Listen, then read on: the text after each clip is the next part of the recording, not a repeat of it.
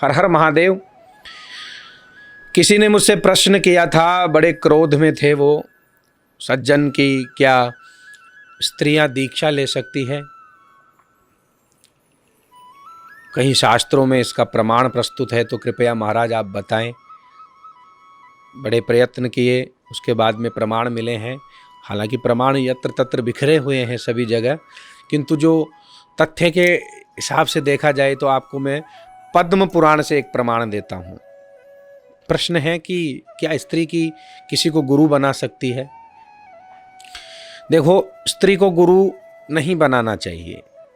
अगर बनाया हो तो भी उसको छोड़ देना चाहिए, क्योंकि शास्त्र में आया है कि स्त्री का पति ही उसका गुरु है और उसका घर ही उसकी पाठशाला है।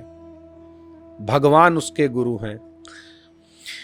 गुरुरग्निर्द्विजातीनाम वर्णानाम ब्राह्मणों गुरु। पद्म पुराण का कथन है, पतिरेव गुरु स्त्रीणाम सर्वस्याभ्यागतो गुरु।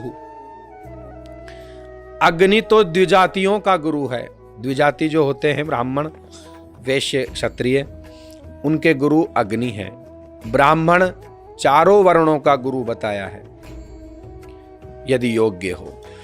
एकमात्र पति ही स्त्रियों के गुरु हैं और अतिथि सबका गुरु होता है। अतिथि सत्कार सबको करना चाहिए। स्त्रियों को उपदेश सुनने चाहिए। पुराणों के कथन श्रवण करें, ज्ञान अर्जित करें। सभी में, शास्त्र में भक्ति रखें, भाव रखें, श्रद्धा रखें, किंतु कभी भी पति के अलावा या भगवान के सिवा किसी को भी गुरु ना माने। चरण स्पर्श का भी दोष बताया है कि स्त्री यदि पति के अलावा, पति के सिवा या भगवान के सिवा किसी के चरण छूती है तो बहुत ही बड़ा दोष लगता है। चाहे वो कितनी भी बड़ी भगवान की भक्त हो, वो अपने सभी पुण्यों को नष्ट कर देती है। अब भगवान ने ऐसे तो बनाए नहीं है कुछ।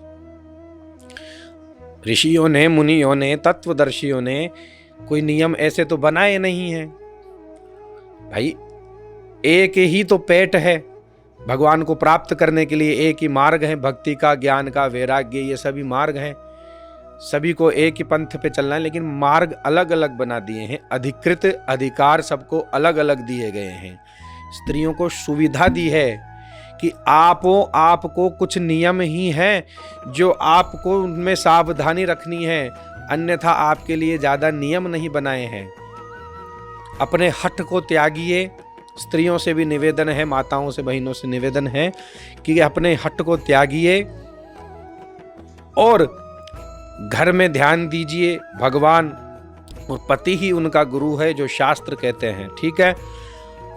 वैवाहिको विधि स्त्रीणाम संस्कारो वैदिकः स्मृतः पति सेवा गुरोर्वासो गृहार्थोग्नि परिक्रिया। अर्थात मनुस्मृति में क्या कहा गया है? मनु जी महाराज कहते हैं, स्त्रियों के लिए वैवाहिक विधि का पालन ही वैदिक संस्कार यानी यज्ञोपवीत बताया गया है। स्त्री का जब विवाह होता है तो वो ही संस्कार यज्ञोपवीत बताया गया है। पति की सेवा ही गुरुकुल वास है और गृह कार्य ही अग्निहोत्र कहा गया है। इसलिए स्त्रियों के लिए ये आदेश है, स्त्री के पति के सिवाय किसी भी पुरुष से किसी प्रकार का भी संबंध नहीं जोड़ना चाहिए। स्त्रियों से प्रार्थना है कि वे कभी किसी साधु के फेरे में ना पड़ें, किसी ब्राह्मण या साधु को कभी गुरु ना बनाएं, ना उनके चरण छुए, दूर से ही नमस्कार करने का विधान है। श्रद्धा रखने के लिए मनाही नहीं है। पूजा पाठ, भक्ति भावना, अर्चना, ये सभी करने के लिए मनाही नहीं है, किंतु किसी अन्य पुरुष को गुरु बनाना ये सर्वदा निषेध किया गया है।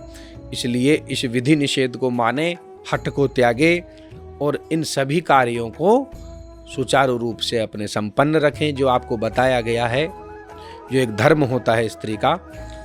इसी प्रकार की शास्त्र संबंधी जानकारी प्राप्त करने के लिए आप सब्सक्राइब करें, लाइक करें, कमेंट करें। हर हर महादेव।